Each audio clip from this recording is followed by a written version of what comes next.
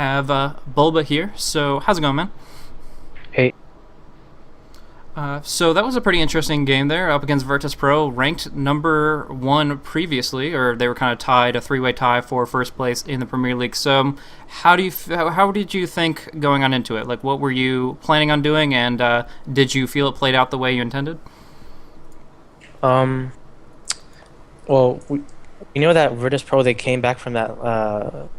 We kind of know what their picks are. Like, actually, they have like unorthodox stuff. Like every game you saw, Hmm. they had like a different kind of carry, etc. But we knew like the overall like their plan in most of the game, and they haven't been assimilated much to ours art yet. So their combo, the ours art and NS, they weren't playing that well together. I don't think. But the Hmm. first game, it was they had Alchemist, and we had to go. We were forced into going aggressive tri lane. So they were like, the Alchemist didn't get as much free farm as he would. We had like Winter in a Lion, Shadow Demon, which isn't that strong, but we were forced into do it. And then Silverbeard did fine top, and then Mag did well mid, and then we got a good gank off on the Queen of Pain mid, and the Mag got a fast blink dagger, and then we just went around taking towers with the Silverbear and the Mag. Yeah, definitely. So that game too didn't really play out so well for you guys. You kind of felt like you were a little bit on hinge in some of the fights. It was a little bit scattered here and there. What would you have done differently looking back at it? Which game? The second game, the one you lost. Oh, the second game we tried something out, and with the Sanking pick, we Hmm. haven't really practiced that before, and we gave them with CK, and we tried to play versus it. Originally, the beginning of the game was actually good for us. Our tri lane didn't go that badly. We got like a few kills back, and then the Sanking did well bottom, and I think he solo killed the Libert 6, and then I solo killed the Panda also. But then after that, it was just like we had bad fights and stuff. And then Jara was under farmed because of the aggressive tri lane, and CK Wisp got a decently early level 6 on the Wisp. And then once they get level 6 on the Wisp, they just we were forced to 5 man. Hmm. And the Silver actually later on he got enough farm, like he just went for his Maelstrom, so he had some decent DPS. And after that, it was basically like I don't know. We did kind of poorly. I missed like a lot of easy hooks, and we had like kind of crappy fights, and it was hard for us to siege towers with our heroes because Gyro was our only DPS, and he had to be the one attacking. Hmm. But it was like he just get bursted down because they have Panda, they have what else? They have Lina, they have they have WCK, and it's like impossible to BKB before the WCK gets a tether stun off. Hmm. So Yeah, yeah, yeah. It was a difficult interaction. I mean, it was kind of back and forth, especially in the laning phase. Like they went 3-0 towards you, and then you went 3-0 towards them. Fighting from behind like that, where they have a big level advantage. What is kind of your mindset going into it? Is it just you have to be aggressive to shut down the Wisp, or was there kind of a tactics behind it, trying to make sure the Visage is able to deal his damage and disables? Like what does the team chat sound like during that whole thing? well, we actually didn't. We weren't that far behind because we won 2 over 3 lanes, and we did decent in our aggressive tri lane. Hmm. But the problem was that in the mid game they kind of had our team fights had to go perfect. The gyrocopter couldn't get stunned out and disabled and bursted. The sinking had to get a really good epi off. And the problem with CK is they just TP behind you, and like when you're pushing a tower, and it's like your team kind of gets split up because they're coming from behind, and it's a really tanky CK, and then the other team is coming. The other heroes are coming from the front, so Hmm. you're like mushed together, and then it's hard to like coordinate the team fight because there's just so much chaos. Exactly. And we didn't. And Gyro had to have had like a lot. Like Gyro, for us to win that game, I think Gyro would have had to eventually went Rapier or like Butterfly or something, unless based on what was happening after like 25 minutes, Hmm. because we had to get like these perfect team fights off. Yeah. Yeah, exactly. It's just those kind of exchanges, and like you said, it was really, really chaotic, especially when the Wisp relocate came in Yeah. from a flanked position. So, But there was like some pretty bad fights. I think there was one fight. Uh, we had a good fight mid, and I mean we had a good fight mid, and then we had a decent fight bottom. But there was this other engaged bottom which was kind of messed up, because the Panda, I think Gyro got bursted down without before we could help him, and then Panda ulti is like annoying enough where it just like kind of distracts us, and then I think one hero was thrown up in the air, but yeah, that's basically it. It's hard to say exactly what happened in that game, but it was a lot of chaos, and Hmm. they just we had like we had to make less mistakes than they did. Sure. So. I think that's a pretty good way of putting that there. In those chaotic circumstances, as far as how you communicate as a team, coordinate, and try to move past it, who's the anchor? Who's the one trying to make the calls despite just being like barrage from every direction, really? Um, Most of the time it's all of us, but the one that sticks out probably it's Fluff. Like he'll call out, "I'm going on this target," or whoever has the hero that can disable. Like it depends on the hero that has that disable. Hmm. Like some heroes are meant to be wait in the back and then you go in, and then some heroes are the ones that initiate and stuff like that. So it's in those like chaotic team fights. It's mostly depending on the hero. Okay, that makes a lot of sense. I mean, just kind of the one making the calls is the one who has to do one thing first to set the others up. So that's appropriate in those circumstances. The other games, what did you feel you did right? Obviously, you were talking about putting aggression up against the Alchemist. Obviously, that was the right move with your draft there, but it was a little bit different, like lanes. You ran Clockwork in mid in that one. How's that transition? You used to play mid all the time. Now you play primarily off lane. How's that transition been from that role, from one role to another, and how's it feel to be kind of back in that seat there in that game specifically? Well, it was depending on the heroes. Uh, we just did that because the gyro in the tri lane would have been better than the clockwork in the tri lane. Hmm. And clockwork is actually a decent mid hero. Like it'll go even with most heroes. And it was the lane was fine. It was that after there was like pretty bad fights, and then once you hook into someone or once you go into the team fight, you get bursted down easily. And with CK is actually decent versus clockwork because every time if I cog and then they reality rift, it takes me out of the cog for some reason. I don't know if that's intended. I used to think that if they reality rift, it would the CK would like run towards it. It's hard for me to explain, but the CK would like try to reality rift and then the cog will push him back, but it's like it displaces you. Hmm. So that was actually really annoying. Yeah, I think it's supposed to be a probability And thing. I think I don't know because in yesterday was in the Tech Collapse Cup, and in some of the times I think Funnick was playing Clockwork and he was versus with CK. In some situations he like the CK got pushed back. When in some situations the Clockwork itself got like displaced out of the cog. Mhm. But I don't know. It's kind of buggy. Yeah, it's actually I think supposed to be a random interaction where it's either closer or further depending on how it rolls. So Yeah, yeah. But another it's like the cog interaction. sure. I'm wondering like how that interacts with it. Sure. Yeah, that's something to test out. Just do like a million practice games with it or something. I don't know, but it's interesting because it does change fights a lot. Like you said, pulling out in that kind of position, suddenly you're in the middle thick of things, and if you don't get that farm early, if you're trying to maybe do some initiation, that kind of stuff, then it's difficult in those circumstances. A couple of questions from the chat. One was asking about a completely different game here. The Nature's Prophet picking up a Shadow Blade. What's the reasoning behind that? Oh, I think that was the third game. Yeah. But the item, the thing about Nature's Prophet is you always hit the Midas early, and you can go like three different transitioning. You can go Midas mech, you can go plain mech, or you can go Midas and then to something else like the Shadow Blade. And usually if you want to go into something else besides the mech or straight mech, besides the Midas mech or the straight mech, it's like it's not as good to just rush straight up a sheep because you do need the right click damage.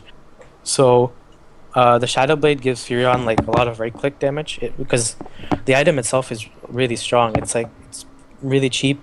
It gives you good damage and it gives you good attack speed.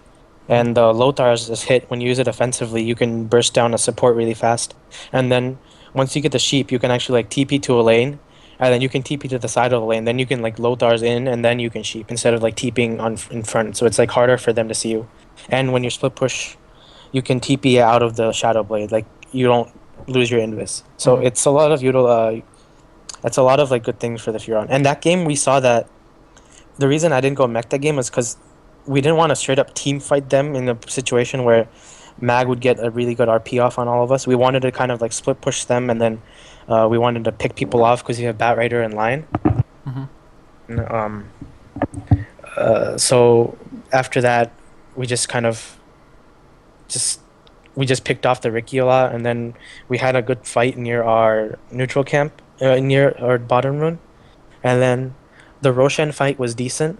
We still killed the Ricky, but the whole point was that Ricky didn't have many items, but the Syllabare got really farmed, so that was kind of annoying. But the Luna was a lot more farmed. Yeah, but at the end there, the Druid had a lot of items on the bear, but you guys kept on finding picks on it. Do you have any kind of opinions on the lone Druid and how important it is to keep that bear up, obviously? Um, yeah, the problem is that they can also bait the bear. Like if we go in on them, and they can just bait the bear like the mag. So we couldn't like put everything on it. We couldn't use like all our spells on it. Yeah. So we had to kind of play. If we just see the bear in the lane, we can't just straight up go and kill it. It depend unless it's like all the way on our side. So it's different. But in most of the fights, Luna is actually decent versus bear late game. Early on, Solar Bear is good versus Luna because it's another Luna early game is mostly dependent on just like the Eclipse doing damage. But then late game, Luna gets like the Satanic and the Glaives and stuff. So the bear will even go down fast enough. What do you think Virtus.Pro would have had to do in that last game in order to turn around on you guys? They had the dual core. They had, like you said, not so much farm on the Riki, a lot more on the Lone Druid. What did they have to do differently? From my perspective, real quick, I kind of felt like they didn't have that much as far as wards go. You got picks on Riki over and over and over again before his BKB came out. What else would you apply to that they needed to change up? I think their strategy that game was to get the diffusal early on, and then they wanted to go Roshan early because Bear with Ricky does a lot of damage to the Roshan because of the backstab damage. And if you have the Bear tanking, you can do Roshan within like less than close to even 30 seconds or so. So we didn't want to give them Roshan, and the Ricky kept getting caught. He kept trying to farm his diffuse, and he was playing really cocky on the top lane. So the overall the reason that they didn't get many wards, the Lina actually was really farmed. Like he got a solo kill I think once, and he was actually level 8. He was the same level as the solo laners. But later on we had good fights, and then our lion got really good farm. Like he actually had a really fast blink, and then a blink lion is really good to pick off heroes, and that's what happened. Like we camped around top, we picked off the Ricky maybe 2 or 3 times, and then we got gold enough from that, and then Furion, like when you have a Furion on a team, your lanes are always pushing. So whenever you get a kill, you can always like supplement it with a tower. So we got a kill, and then we got a tower, and then we took all their towers down, and we got map control. Yeah, it definitely seemed like map control was really your big thing there. About those like reaction type team fights, it's kind of seemed like it was like these hairpin reaction, who pulls the trigger first between the Magnus and the Batrider and things like that. With the obviously you weren't as effective playing on the Nature's Prophet, but the Blink Daggers being up cooldown because of the Radiance. How was the team maneuvering? How were they able to find their openings despite going in up against so much pressure from the Mag, from the Radiance pair? Well, it's actually somewhat hard to play Mag versus Batrider because of how imbalanced Firefly vision is. So every time we had Firefly up, we kind of played aggressive, and every time it was down, we kind of played passive. So when it's up, we kind of know where their positioning is, and if we go into a stalemate where they're roshing, I mean, like if we just go into a stalemate where both teams are not farming, we're gonna probably get the better end of it because all our lanes are pushing because of Furion ulti. So we just kind of played passive. We let them make the initiation. And Mag is a hero. He's not as good as an initiator as he is like a counter initiator. So in that game, on the other hand, Mag was the only initiate they had. So they couldn't really use Mag as a counter initiate. He needed to initiate for them to win the fight. So that's why it was hard for him to get like the perfect RPs. He didn't get that many good RPs. He only got like maybe one really good RP on the Roshan fight, but otherwise, and I think he had one good RP outside of their base, but otherwise it was mostly just single target RPs on the Batrider yeah. Since you mentioned it, that fight over at the Roshan fight where they had like a 3-man RP and they were able to clean you guys up nicely, why did you guys force the issue there? I understand you had an observer ward on the high ground. Was that... Which fight? The one that you were talking about, 3-man RP near the Roche pit in Game 3?